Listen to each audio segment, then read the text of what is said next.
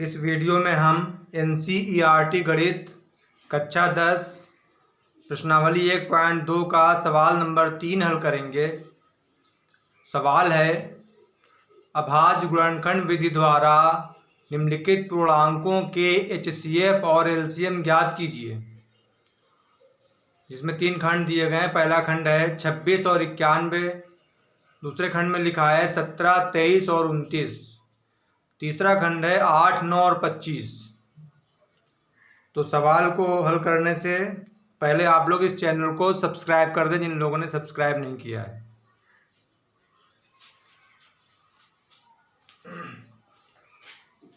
तो पहले सवाल में लिखा है, पहले खंड में 26 और 91, इसको हल करने के लिए कह रहा है कि अभाज्य गुणनखंड विधि द्वारा निम्नलिखित पूर्णांकों के HCF और LCM ज्ञात कीजिए।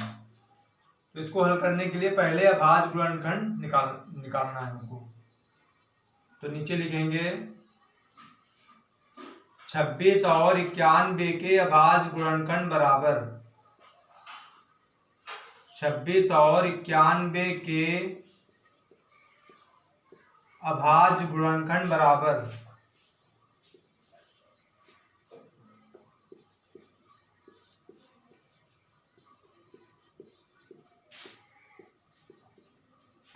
तो 26 के गुणनखंड निकाल लेना है और 91 के। तो रफ पर निकाल लेंगे। इधर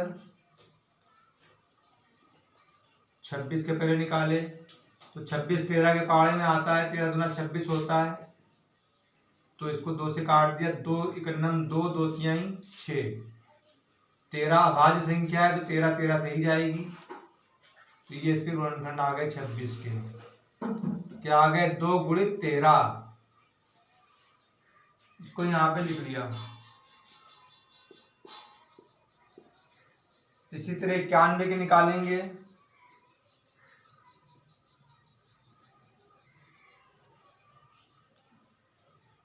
तो 7 से जाएगा, 13 7 91 होता है।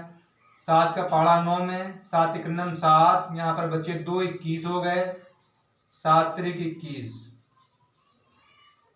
13 1 13। तो 91 के गुणनखंड आ गए 7 गुणित 13। इसको भी यहाँ पे लिख लिया। उसके बाद अब LCM निकालना है हमको। LCM निकालने के लिए यहाँ पर 2 है, इसमें नहीं है। यहाँ पे 13 है, इसमें है। तो पहले ये किया जाता है कि जो कॉमन नंबर है उनको लिख लेते हैं, और कॉमन नंबर्स में जो बड़ी घात होती है उसको लिखा जाता है। जैसे यहाँ पर कॉमन नंबर कौन कौन से हैं? 13 हैं। तो 13 जब कॉमन नंबर है, यहाँ पर 13 की जो पावर है वो 1 है, यहाँ पर भी 13 की पावर 1 है। अगर 1 की कम 1 की ज्यादा होती पावर तो फिर ज्यादा पावर वाला लिखा जाता है। यहाँ पर हमको सिर्फ 13 ही लिखना है, 13 की पावर 1 यानी कि इसको एक ही बार लिखना है। उसके बाद 2 इसमें है तो इसमें नहीं है, 7 इसमें है तो इसमें नहीं है, लेकिन लिखना है। कोई भी नंबर छोड़ना नहीं है, कोई भी नंबर रिपीट नहीं करना है। इस तरह अब इनका गुणा कर लेना है। 13 दूना 26, 26 को 7 से गुणा कर लेंगे।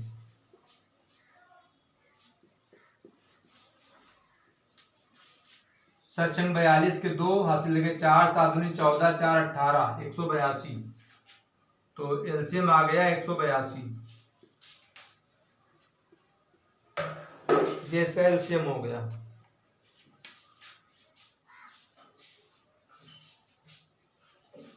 अब HCF निकालने के लिए नीचे लिखेंगे HCF में फिर सिर्फ वही लिया जाता है जो नंबर कॉमन होता है। तो कॉमन क्या है? 13।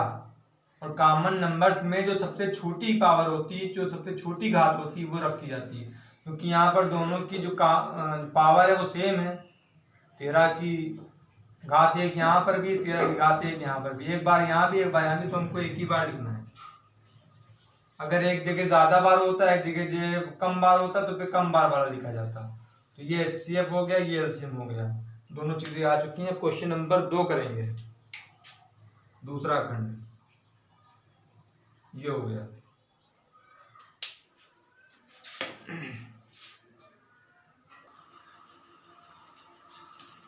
अब दूसरे खंड में लिखा है 17, 23 और 29, तो इसके भी अभाज्य गुणनखंड निकालना है। नीचे लिख लेंगे 17, कॉमा लगा देना है 23 और 29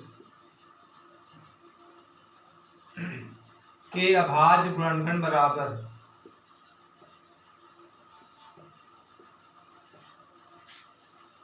अभाज्य गुणनखंड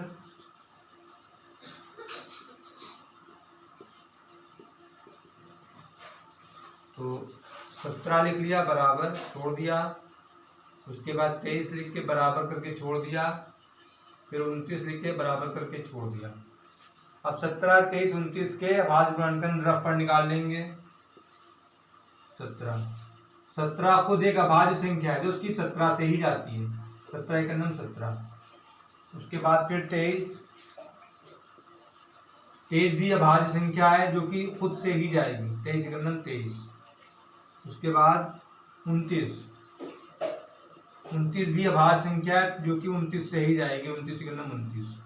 तो इसके फैक्टर हो गए, गुणनखंड हो गए 17 गुणित 1, इसका हो गया 23 गुणित 1 और इसके हो गए 29 गुणित 1। इसको लिख लिया यहाँ पे 17 बराबर 17 गुणित 1, 23 बराबर 23 गुणित 1, 29 बराबर 29 गुणित 1। अब इनका एलसीएम निकालना है इनको।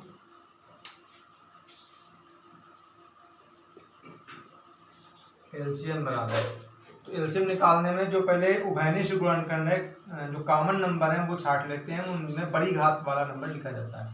तो कॉमन हमको मिल रहा है 1 1 1, 1 1 1 सब में है और 1 की पावर भी 1 ही है, इसलिए 1 को ही लिखना है, 1 हो गया ये कॉमन।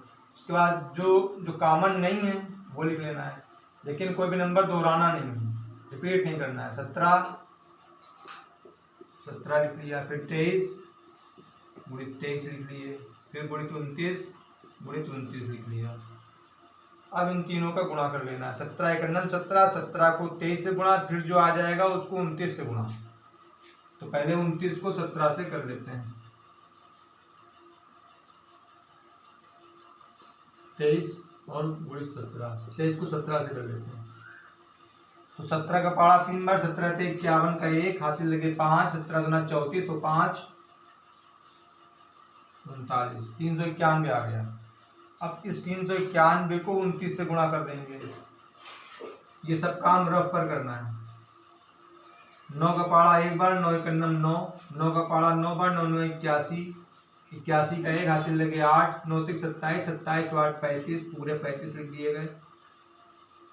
फिर 2 का पारा 1 बार, 2 × 2, 2 9 18, 2 3 6 और 1 7, इसको जोड़ लिया। 9 2 और 1 3, 8 5 13, 7 3 10 और 1 11, 11,339, ये इसका एलसीएम हो गया। 11,339। अब एचसीएफ में हमको सिर्फ कॉमन छाटना है, जो सब में है वो छाटना है, जो सब में नहीं है उसको छोड़ देना है। तो 1 1 1 सब में है, तो इसका एचसीएफ हो गया 1 यानी कि 1। सवाल कंप्लीट हो गया। तो एलसीएम ये आ गया और एचसीएफ ये आ गया। अब क्वेश्चन नंबर 3 हल करेंगे।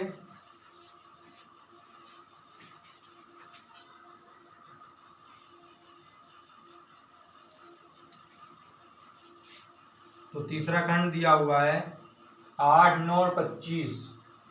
तो हमें पहले 8 9 और 25 के अभाज्य गुणनखंड निकाल लेना है, तो इधर निकाल लेते हैं।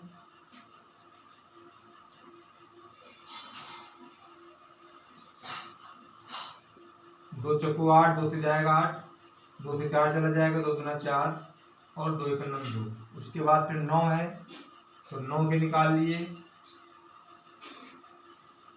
3 तिहाई 9, 3 से जाता है 9, फिर 3 × 9 3, ये होगा। उसके बाद 25, 5 से जाएगा, 5 का पारा 25 है, 5 25, फिर 5 से चला गया, 5 × 9 5। अब 8 के गुणनखंड कितने बने? 2 गुणित 2 गुणित 2, 2 कितनी बार है? 3 बार। तो यहाँ पे लिख सकते हैं 2 क्यूब, यानी कि 2 की घात 3। और यहाँ पर 9 में 3 गुणित 3 है, तो 3 कितनी बार है? 2 बार। तो इसको लिख सकते हैं 3 का स्क्वायर, यानी कि 3 की घात 2। फिर 25 में 5 भी 2 बार है ये, तो 5 का स्क्वायर इस तरह। तो यहाँ पे लिख देंगे 8 बराबर 2 का क्यूब, 9 बराबर 3 का क्यूब, 25 बराबर 5 का स्क्वायर।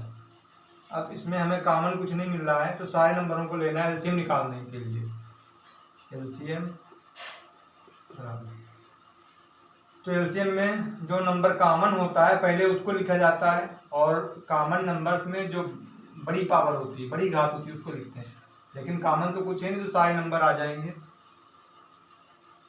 2 क्यूब गुणित 3 का क्यूब, फिर गुणित 5 का स्क्वायर। यहाँ पर क्यूब नहीं है, स्क्वायर है, ये स्क्वायर है। तो इसका गुणा कर लेंगे। 2 को 3 बार गुणा, जो आ जाएगा फिर उसको 3 गुणित 3 करना है, फिर जो आ जाएगा उसको 5 गुणित 5 कर देना है। तो अगर 2 को 3 बार गुणा करेंगे तो 8 ही आएगा, यही आएगा। 2 दूना 4 दूनी 8, यहाँ पे 8 लिख लिए।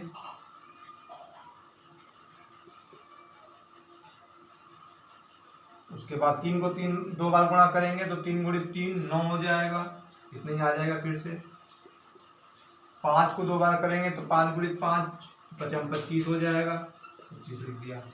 अब 8 9 72 ये हो गया, गुणित 25, 25 को 72 से गुणा कर देंगे तो 25 का पहाड़ा 2 बार, 25 दूना 50 का 0 हासिल लगे 5, 25 सत्ते 175, 175 में 5 जोड़ दिए तो 180, 1800। इसका एलसीएम हो गया 1800।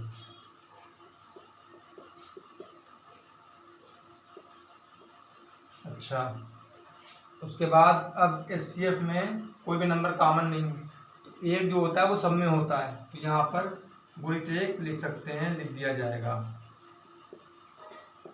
ये वाले 1। यहाँ पर भी लिख लेंगे गुणित 1 और ये गुणित 1।